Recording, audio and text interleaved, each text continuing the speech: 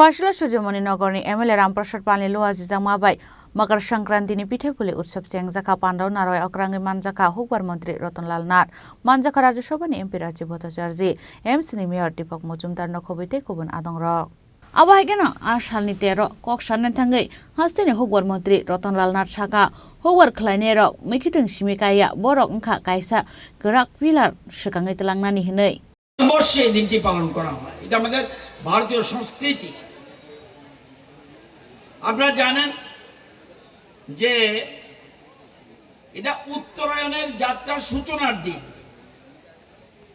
অর্থাৎ এদিন মূলত সূর্যদেবের উত্তরায়ণ গমন, মকর রাশিতে সূর্য প্রবেশ করছে, অর্থাৎ এদিন থেকে দিন ধীরে ধীরে বড় হয়ে যাচ্ছে। এই যে গেল 14 তারিখ, এদিন থেকে কিন্তু দিন ধীরে ধীরে ধীরে ধীরে বড় হয়ে যাচ্ছে এবং শীত ধীরে ধীরে চলে যাচ্ছে। দিন বড় হয়, আলো বাড়ে, আর কৃষকের ঘরে নতুন ফসলের আনন্দ ছড়িয়ে পড়ে। এছাড়াও পৌরাণিক ইতিহাস আছে। কি আছে? আপনারা যারা বয়স্ক লোক আপনারা জানেন, মহাভারত অনুসারে বিশ্ব পিতামহ ইচ্ছা মৃত্যুর অধিকারী হয়ে আগে ওনাকে কিন্তু মেরে রেখেছে, কিন্তু উনি ইচ্ছা মৃত্যুবহ। সুতরাং কোন দিন উত্তরায়ণ আসবে, অর্থাৎ শুভ দিন কবে আসবে সেই দিনের জন্য অপেক্ষা করেছিল এবং ওই দিন উত্তরায়ণের দিন আমাদের বিশ্বদেব, বিশ্ব পিতামহ যাকে বলি আমরা, এটাকে উনি এদিন ইচ্ছা মৃত্যুবরণ করেছেন।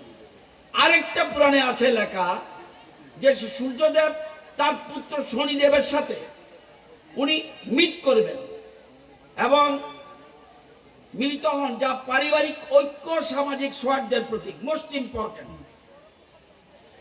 এই দিনটা গঙ্গা হোক, যমুনা হোক, পবিত্র নদীতে যদি স্নান করেন এতে আপনার পুণ্য হবে। এটা হলো পৌরাণিক কাহিনী অনুযায়ী।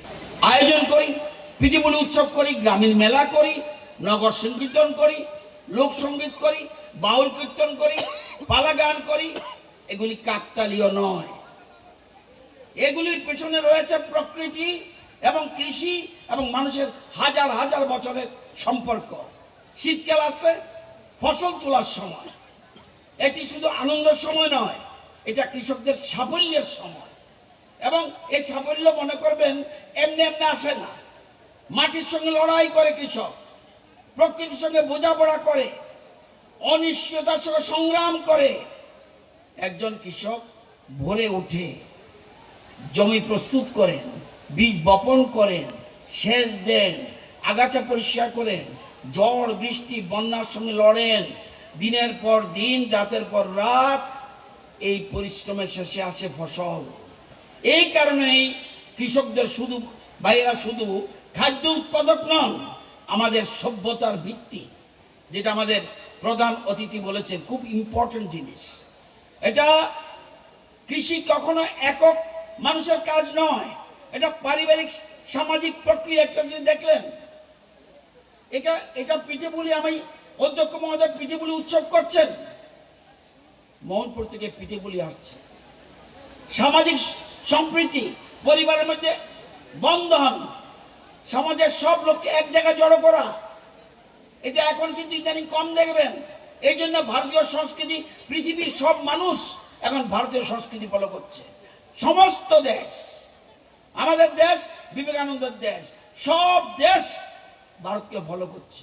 आसामनि पान्डव हुकबार मंत्री रतनलाल नाथ नकारी मानजाखा एमपी राजीव भट्टाचार्य एमसीनि मेयर एमएलए दीपक मजुमदार नखबिते गुबुन आदंरक पान्डानि पाइथागो दाल बेदाल स्टल बेरायनायखा पान्डव मानजांनाय नारवाय रक राजाखरा गुलसिमि प्रनमनि कक थुमचिनि खरां।